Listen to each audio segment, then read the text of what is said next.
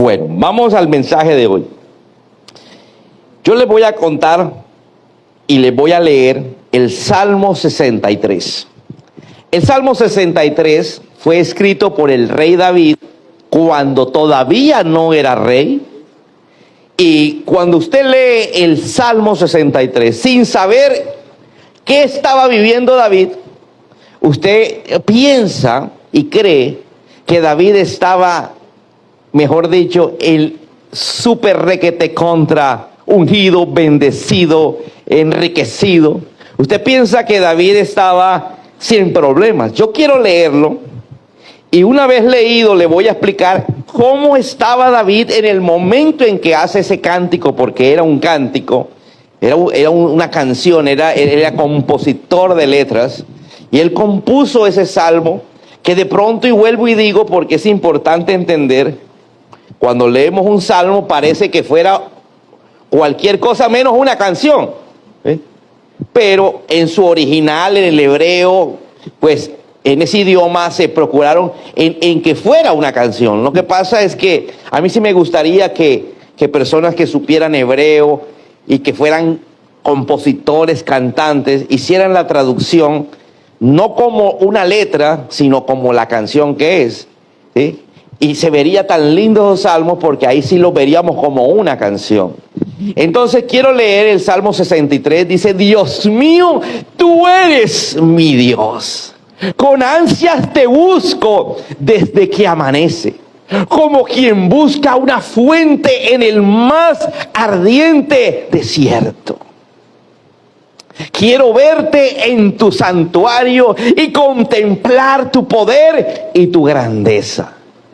Más que vivir, prefiero que me ames. Te alabaré con mis labios. Mientras viva, te alabaré. Alzaré mis manos para alabarte. Con mis labios te alabaré y daré gritos de alegría. Eso me dejará más satisfecho que la comida más deliciosa. Me acuesto y me acuerdo de ti. Durante todas las noches estás en mis pensamientos. Tú eres quien me ayuda. Soy feliz bajo tu protección. A ti me entrego por completo, porque tu gran poder es mi apoyo. Amén, amén y amén. Cuando usted escucha esto, usted dice: David no tiene problemas. ¿Sí? ¿Cuántas veces no leímos ese salmo sin ir al momento preciso en que lo escribió? Cuando usted viene a la iglesia, muchas veces escucha a los pastores soltando una palabra y da la sensación, diga conmigo, da la sensación, porque no es la realidad, de que no hay problemas. Alguno dirá: es que la vida de ellos es perfecta. Entonces vemos en televisión a alguien hablando de Jesús y pareciera que la vida es perfecta, pero no lo es. ¿Qué es lo que hace que a pesar de los problemas, que a pesar de los inconvenientes, que a pesar de las situaciones idénticas que vivimos todos los cristianos, porque saben, no hay una diferencia, bueno, sí hay diferencia entre lo que vive usted y lo que vivo yo. Lo que vivimos es lo mismo, pero lo mío, ¿no? Como pastor, se ha multiplicado por 10. Eso lo he aprendido en la vida. Porque la misma situación que pasa usted, la paso yo, la pasa mi esposa. Porque la Biblia dice que todos tenemos que pasar por las mismas situaciones difíciles para ser moldeados y para ser probados. Amén. Entonces, entre más arriba estés, más tienes que vivir esas situaciones. Pero entonces alguien diría: pastor, pero ¿dónde está el gozo? La Biblia me habla de que el gozo es un fruto. Se desarrolla, la paciencia es un fruto y se desarrolla. ¿Sabe? A medida que pasan los años en el Señor, tú aprendes a tener paz en tu corazón en medio de la tormenta. Jesús dijo: la paz que yo les vengo a dar no es la paz que el mundo les ofrece. El mundo ofrece una paz imposible. Una paz que es una ausencia de guerras. Por eso cuando alguien empieza a hablar como político de la paz, Yo me río y digo, ahí está el anticristo, porque eso lo dijo el Señor Jesús. Es un prototipo de anticristo. Porque la paz no va a existir mientras estemos manejados por fuerzas extrañas. Porque si el mismo Jesús dijo que el príncipe de este mundo, el que maneja las riendas de este mundo es Satanás, ahí está la respuesta: ¿por qué guerras? ¿Por qué caos? ¿Por qué terremotos? ¿Por qué violencia? ¿Por qué maltrato? ¡Aló! Entonces, estamos en el mundo bajo todas esas fuerzas, y nosotros tenemos que empezar a comportarnos de una manera diferente, no como hipócritas, porque seríamos payasos, sino porque verdaderamente empezamos a tener una experiencia con el Señor que nos lleva a comportarnos diferente en las situaciones adversas.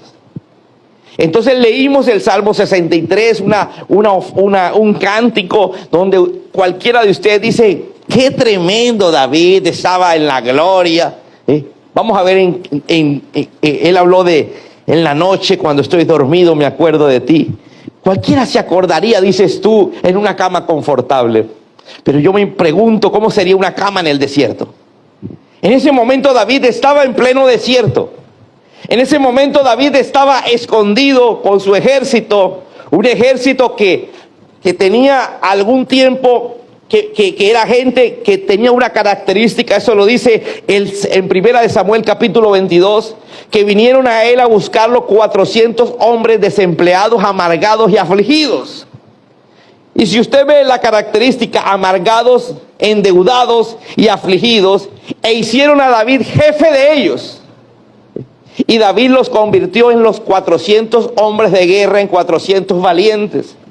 ¿Cómo David podía, sin un lugar de entrenamiento, sin dinero, porque él estaba escondido en la cueva? ¿Y por qué estaba escondido, pastor? Porque el rey, llamado Saúl, quería matar a David. Entonces mira todos los elementos alrededor de ese cántico. Y voy a empezar de un poco más atrás, cuando todos se conocen la historia de Goliat. Porque es que a nosotros nos gusta ver el éxito de la gente, pero no sabemos en qué se basó, en qué pruebas difíciles se basó el éxito de esa persona. ¿Sabe? Cuando vemos el éxito, nadie recuerda, o porque no sabe, solo ve el éxito, no recuerda las lágrimas que esa persona tuvo que derramar. David tocó el cielo prácticamente, te puedo decir, después de haber matado a Goliat. Y él lo hizo con una intención. La Biblia dice que el rey Saúl estaba ofreciendo varios trofeos, varias recompensas al que matara al gigante. Y David, siendo solamente un muchacho, el menor de 8 hermanos, donde su papá dice que en pecado lo concibió su padre. Eso me quiere decir que él vivía en casa donde mamá no era mamá. Mamá era la mamá de los otros. Fue una canita al aire de esos, el octavo, el último. Y en pecado me concibió mi padre. Entonces él vivía con su padre, era menospreciado por sus hermanos, y llega y mata a un gigante por la sencilla razón de que había una recompensa, que era casarse con la hija del rey. ¿Quién no quisiera casarse con la chica más bonita de la ciudad, que era rica y además de eso era la hija del rey? Cuando a él le cuentan eso en el campo de batalla, dice: yo voy y mato a ese gigante.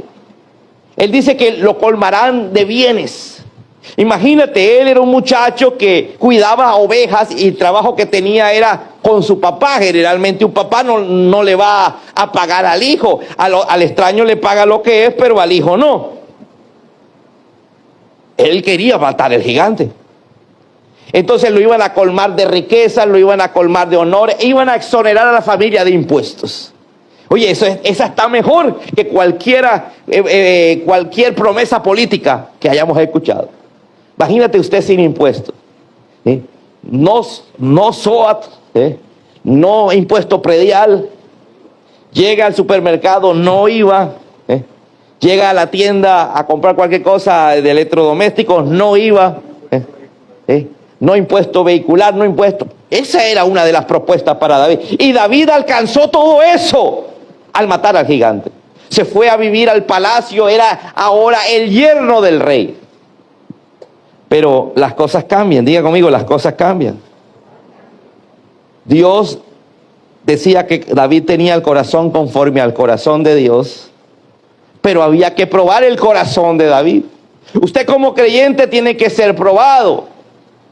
Y David fue probado y dice que al rey Saúl se le metió los chuquis. Dice que unos demonios poseyeron a David, a Saúl, y ahora Saúl quería matar a David. En varias ocasiones le tiraba la lanza, pero David era tan habilidoso que él como matriz alcanzaba a quitarse, ¿sí? O si no hubiera quedado colgado en la pared con todo y lanza. Un día, el hijo de Saúl se llamaba Jonathan y era muy amigo de David. Le dice, mira, mi padre te quiere matar, necesito que te vayas. ¿Sí? Le dijo a su hermana, a la que estaba casada con David, y ellos hacen un plan, mira, a tal hora yo voy a sacar a mi papá, vamos a ir a una cuestión militar, yo quiero que desciendas, te escondas en el bosque, después yo me encuentro contigo, te doy instrucciones, cuando yo llegue es porque mi papá está ocupado y tú vas a salir y te vas a esconder en el desierto. Entonces él hacen el plan exactamente, salió, sí, porque era Jonathan era un militar entrenado y todo salió a la perfección. David se esconde en la cueva de Adulán, allí llegan a buscarlo, sí. Entonces él empieza a hacer incursiones militares con el ejército que tenía para defender a Israel, para defender el reino de aquel rey que no lo amaba, aquel rey que lo quería matar. Había un conflicto con los filisteos en Keila, en una ciudad de Israel. Y él le pregunta a Dios, mira qué relación tan bonita tenía David. Dice que le pregunta a Dios, Dios, ¿debo atacar? Y Dios le dice, sí, tienes que atacar. Entonces él va y le dice a su ejército, a sus 400 hombres que una vez estuvieron desempleados, ahora tenían empleo, eran de un ejército, dice, amargados y afligidos. Ahora tenían esperanza en el Señor. ¿Cuántos dicen amén a eso? Y dice que le dijeron, no, ¿cómo vamos a ir? Con todos los problemas que tenemos. Saúl nos está buscando como para nosotros ir. Y entonces David vuelve donde Dios y le dice, Dios, ¿debo atacar a los filisteos que están en Keila? Y Dios dijo, sí, ya le dije que sí ataque. Entonces David retomó fuerzas y se fue y convenció a su ejército para ir a atacar a los filisteos en Keila. Y se fueron y empezaron a atacar y echaron a los filisteos de allí. Y cuando ellos vienen cansados, ¿sí?, regresan están en Keila, han echado fuera a todos los filisteos. Saúl se entera de que ellos están en Keila y Keila es una ciudad amurallada. Él dice, aquí lo atrapé, aquí lo cogí, llama a todos sus ejércitos y van a entrar. Pero David va a consultar a Dios y Dios le dice, salte de Keila y ve a esconderte al desierto. Diga conmigo, David le preguntaba qué debía hacer. Aló, mira qué lindo esto. Te pregunto, después de que metes las patas, ¿qué vas a preguntar? ¿Qué vas a hacer? Aló, Señor, voy a colocar este negocio, ¿te parece o no te parece? No, después de que haces el negocio, Señor, ayúdame con el negocio. Tú no me preguntaste. ¿Aló? ¿Debo ir o no debo ir? ¿Sabe? David tenía una relación con Dios, aunque estaba en el desierto, aunque estaba escondido, aunque dormía en una cueva, donde no tenía tal vez una almohada esponjada, ni una buena cobija. ¿Aló? Entonces David se retira y cuando llega Saúl se da cuenta que se había ido David y estaba escondido en el desierto. Y ahí viene y hace este tremendo salmo. Y quiero volverlo a leer, ahora sí, bajo el contexto que usted ya conoce. Dios mío, tú eres mi Dios. Con ansias te busco desde que amanece, como quien busca una fuente en el más ardiente desierto. Quiero verte en tu santuario y contemplar tu poder y tu grandeza. Más que vivir, prefiero que me ames. Te alabaré con mis labios. Mientras viva, te alabaré. Alzaré mis manos para alabarte. Con mis labios te alabaré y daré gritos de alegría. Eso me dejará más satisfecho que la comida más deliciosa. Me acuesto y me acuerdo de ti. Durante toda la noche estás en mi pensamiento. Tú eres quien me ayuda. Soy feliz bajo tu protección. A ti me entrego por completo, porque tu gran poder es mi apoyo. Ahora pregunto, ¿estarás dispuesto a hacer lo que hacía David? Por eso he titulado el mensaje, y quiero que lo leas conmigo, que no se te olvide y diga, yo te busco. Era lo que hacía David.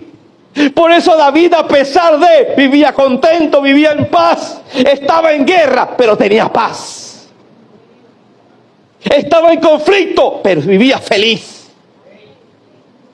Porque él decía, yo te busco. Yo te busco. Esa es la enseñanza que hoy David nos deja. ¿Será que tú puedes decir lo mismo? ¿O eres de los que, entre más conflicto, menos buscas al Señor?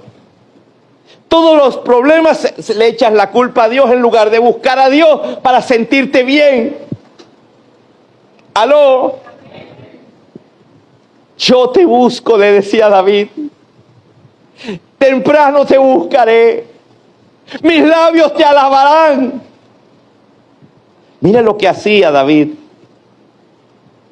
Muchos de los que estamos aquí decimos que yo no tengo tiempo para ir a la iglesia un jueves.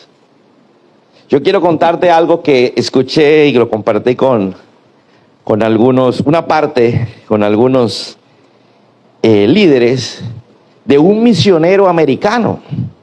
Un misionero, había un americano que tenía una misión en China para ir y preparar a un grupo entre 20 y 25 hombres o mujeres para que llevaran el evangelio dentro de China. Ya estas personas dentro de China llevaban la palabra, pero tenían que darle instrucción porque ellos no habían recibido instrucción clara de cómo era el mover de Dios, cómo era que Dios iba a hacer para que hubiera una explosión cristiana en la China. Entonces este hombre, este misionero, viaja a la China y alcanza a meter 15 Biblias. En la China, si una persona que vive en China es encontrado con material cristiano, tiene 3 años de cárcel. Para el extranjero, simplemente la deportación inmediata y se quema todo lo que tenga que ver con Cristo. Hoy por hoy se encuentra que están haciendo una Biblia completamente, la misma Biblia con todo que vaya hacia el gobierno chino, que todo apunte a todo lo que hace el gobierno chino. Entonces, la China es un lugar que es casi imposible de predicar. Te encuentran predicando y eres ciudadano chino y te vas para la cárcel. Y este hombre, como misionero, como muchos lo han hecho por años, han ido a la China y llegan a la China, secretamente entran por una frontera. No es que lleguen en avión, se bajan en otro país, después por fronteras terrestres, para poder meter el material cristiano. Y dice que llegaron al lugar de reunión, un lugar escondido. Y en medio de ese lugar escondido donde no habían sillas, donde no había un aire acondicionado, no había de la comodidad que hoy tenemos, dice que por 3 días le llevó la palabra eran 22 hombres y mujeres chinos de nacimiento. Y él se fue encariñando por la forma como ellos eran con el Señor. Entonces, a él le llamó la atención que cuando empezó a predicar el primer día, la primera sesión, les entregó 15 Biblias a 22. Y una muchacha que le entregó Biblia, se la entregó a otra persona. Y ella pareciera que estuviera leyendo, pero estaba recitando de memoria el pasaje. Y él le preguntó, ¿cómo hiciste para memorizar ese capítulo entero? Ella le contó y le dijo, mira, duré 3 años en la cárcel, porque empecé mi vida cristiana a predicar la palabra y una vez, ¿sabes qué nosotros tenemos que hacer? Nosotros tenemos una Biblia en la mano y tenemos que copiarla. Empezamos a copiarla, ¿por qué? Porque la Biblia prácticamente es lo que más buscan y si nos encuentran nos van a meter 3 años. Entonces nosotros pasamos y empezamos en hojas a escribir cada pasaje, cada capítulo de la Biblia y empezamos a memorizarlo, porque si encuentran también las hojas las destruyen. O sea que, y él preguntó, ¿cuántos de aquí han estado en la cárcel a causa de predicar el evangelio? Y 18 de 22 levantaron la mano. Habían estado 3 años en cárcel por sencillamente predicar la palabra. Y nosotros que podemos, pastor, pero eso es allá, aquí van a hacer lo mismo. Cárcel para el que ore por un homosexual. Ya ese proyecto de ley estuvo, no pasó, nena. Eso no pasó, pero otra vez vuelven y lo meten hasta que lo metan. Mira, hasta en un proyecto de tributaria, hasta ahí lo pueden meter. Eso es lo que se llaman micos, que van por debajo de cuerda, que buscan que uno no pueda orar, que uno no pueda reprender un demonio de un homosexual y se convierta al Señor. Entonces la China y esta gente eran personas que tenían un fervor, un deseo. Y él les pregunta y les dice, ¿usted a cuántas personas le cree que le llega al mes? Y ellos empiezan a sacar cuentas. Mira, yo el lunes predico en tal parte, el martes en tal parte, todo era oculto. Y tenemos reuniones secretas, el lunes tengo 3, el martes tengo 4, el miércoles tengo 5. Y sacaron la cuenta y al mes esos 22 personas le llegaban a 20 millones de personas. Tenían un alcance. Oye, pero es que en China es impresionante la cantidad de gente.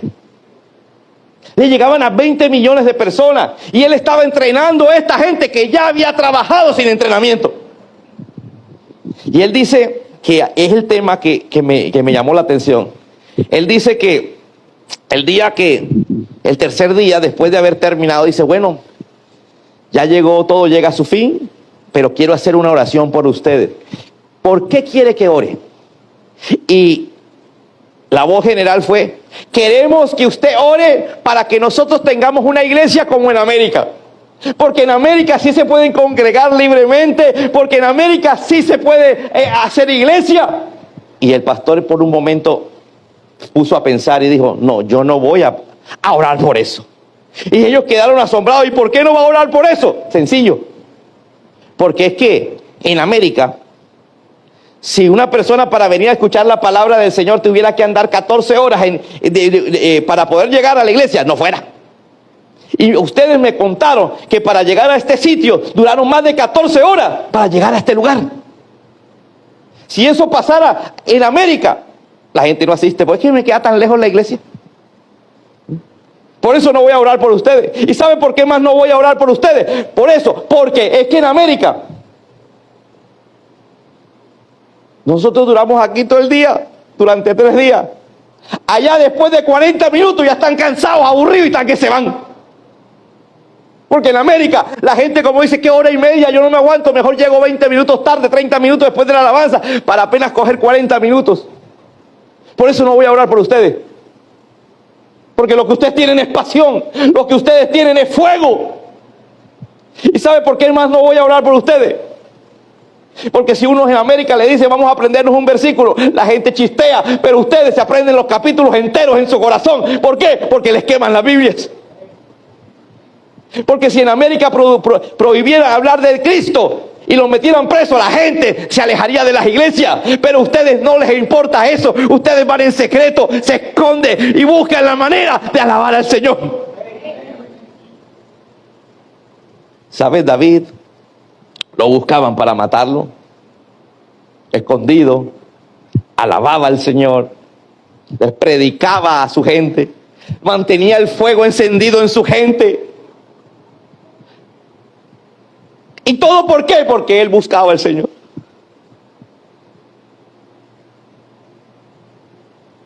Desde hace unos años le he venido diciendo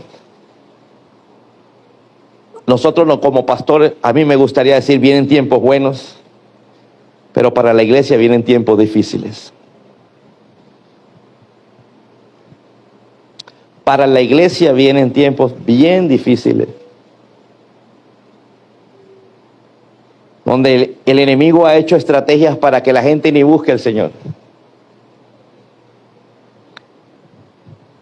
Para que venga alguien hay que invitarlo quién sabe cuántas veces. Pero otros tienen pasión.